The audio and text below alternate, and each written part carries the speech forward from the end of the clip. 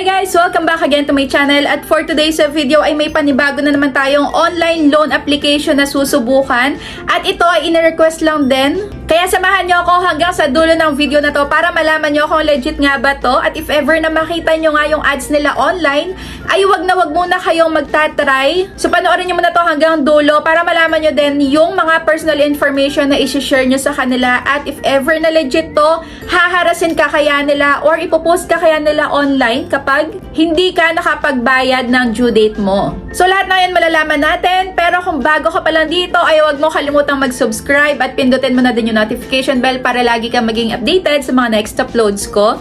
At sumali ka na din sa may GCash giveaway ko worth of 1,000 pesos. 5 ang mananalo ng 200 pesos at 10 ang mananalo ng 50 pesos. At dahil ako ay malapit na mag 50,000 subscribers, ayan, sumali na din kayo sa aking pa-cellphone giveaway. At yung mechanics ay nandyan sa may Facebook page ko. Basahin nyo na lang din so lahat ay pwedeng sumali. At kung ngayong araw ka na nga nangangailangan na mauutangan online na may 0% interest sa unang loan nyo, ay pwede kayong mag-try dyan sa mga links na inilagay ko sa may description box sa baba at sa may comment section. Pero bago kayo mag-accept ng loan nyo, ay basahin nyo muna yung loan details. So, simulan na natin. So, itong OLA na to ay ang Cash ni Juan Installment Credit. At pwede ka daw makapag-loan dito ng up to 300,000 pesos. Yan, free choice of repayment terms up to 180 days. High approval rate.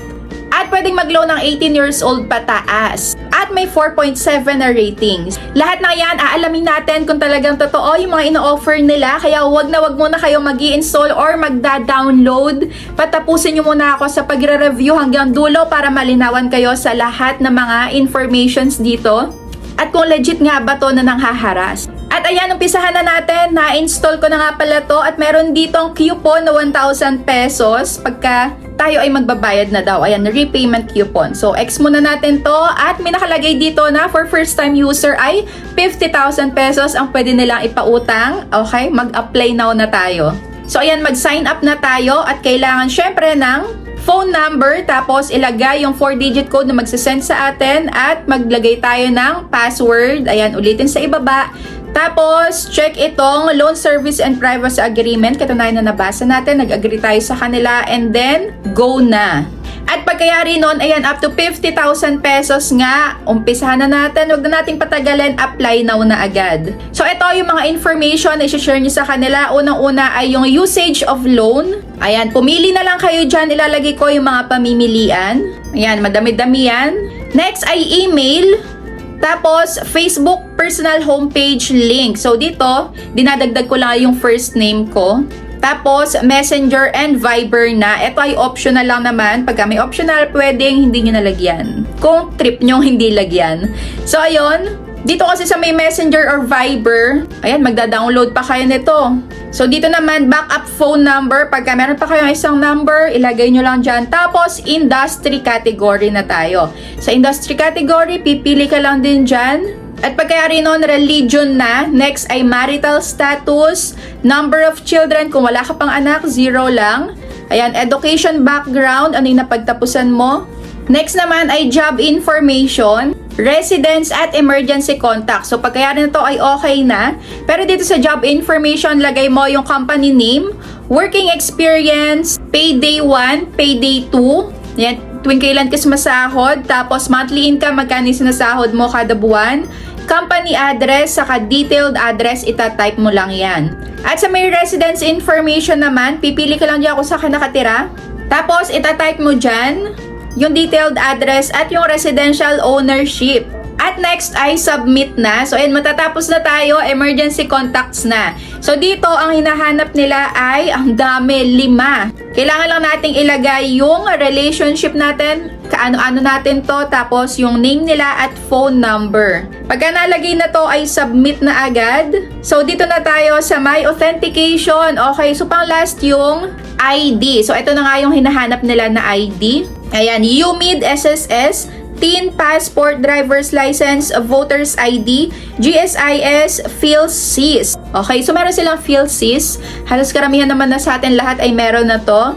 At next ay facial recognition na. So yun, tatapat mo lang yung mukha mo dito sa may camera and ayun, smile. So, ilalagay mo na dito yung first name, middle name. Optional lang po ang middle name. Pwedeng hindi ilagay. At yung last name na. So, next ay gender at birthday mo. So, ayun, submit na. Dito naman sa may references, ay pwede ka pang maglagay daw ng other details mo about sa may job mo.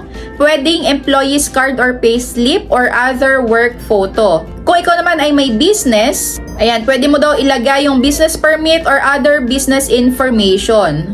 So, ayun. Kung wala ka na to, ayaw mong ilagay ito, skip lang natin. At meron ditong nag-pop up, warm reminder, are you sure you want to skip? So this is the last item to be filled in. So warmly remind you that each additional material submission will increase the pass rate by 5%. Okay? Kaya pala meron sila nito ay mag-i-increase daw ang approval rate nila pagka ikaw ay nagpasa nito. Yan, mas mataas yung chance mo na maaprubahan daw. Pero kung hindi mo trip, ay skip mo lang. So dito naman napansin ko na hindi nila kinuha yung disbursement channel kung saan natin matatanggap kung GCash ba or e-wallet. So ayan, na-reviewing na ako at ako nga ay nag-antay ng ilang oras. So ayan, halos 5 hours akong nag-antay dito sa may pagre-review at ako nga ay hindi na-aprobahan. So ayun, na-reject ako dito sa may cash ni Juan. So kayo kung na-aprobahan kayo dito ay i-comment nyo naman dyan sa may comment section kung ano yung mga na-experience nyo sa kanila. Pero syempre, hindi dito nagtatapos ang pagre-review natin dito kay cash ni Juan. So, chinek ko nga yung ratings nila sa may application nila, sa may Play Store. At tinignan ko kung legit nga ba na mataas. Lagi ko naman sa inyo sinasabi, kung kayo ay mag-check ng ratings, doon kayo pupunta sa may most critical. Pero bago yon, syempre ay remove muna ako ng account dito sa may cash ni Juan. So, buti naman meron silang remove account at ayan, nakita ko nga dito. So, ni-remove account ko at ni-yes ko na. Unang-una dito sa may 4.7 na ratings, ayan, syempre, mag-check muna tayo kung legit. Dito, meron akong nabasa. Ayan, got notified many times to repeat the process of application. Taking photos of me and the ID. So, ayun, hindi niya nare-recommend to, ini-steal lang daw yung data, nangunguha lang daw, nangongolekta lang ng personal information, tapos hindi ka naman aaprubahan. At dito naman sabi niya ay sobrang tagal nang inabot ng pagre-review, tapos wala din naman pala, reject din naman pala. At dito naman, at first daw, inaprubahan yung loan niya, pero yung only way to claim daw is via mLuwelier. At dito nakakaloka kasi this loan app purposely typed my name incorrectly. So minali daw yung name niya para daw hindi niya makuha yung loan niya. Nakakaloka naman tong si cash ni Juan. At yung second and third tries niya ay deny na yung amount ng nilo-loan niya. So ayun, wag daw magta-try dito. So try Tala instead. Agree naman ako dito, 100% agree that Tala is one of the best loan applications nga. As of now, Tala, very recommended to, highly recommended. At dito naman merong na-aprobahan, tapos nag-loan daw siya ng 5,000 pesos pero ang na-receive lang niya is 3,000 pesos. Nakakaloka naman to. At babayaran niya to ng 6 days lang. So ayun, babayaran niya yung 5,000 plus yung interest. Nakakaloka. And same experience dito sa may ibaba, nag-loan daw siya ng 5,000 pero na-receive lang ay 3,000 pesos. 2,000 yung nakaltas, napakalaki naman nito. At yung interest and fees are too high. Ayan, unsatisfied customer. Syempre, ikaw ba naman? Halos kalahati na ng niloan mo yung natanggal plus magbabayad ka pa nung interest. At dito nag-search din ako online kung nagpo-post ba sila, nag-upload ba sila ng picture nyo or ng ID nyo. So wala naman ako nakita. Pero legit to na nangaharas at mamumulubi ka daw parang katulad nito. Yung babayaran niya is 5,800 pero yung kinuha lang niya is 4,000 pesos. Sobrang laki ng interest na ipinapatong nila at ang laki naman ng natatanggal.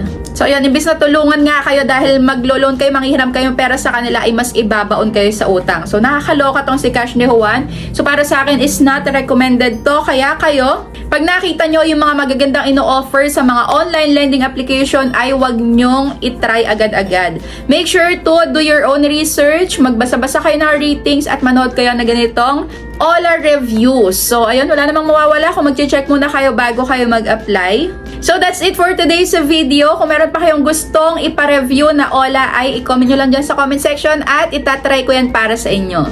So yun lang, thank you for watching.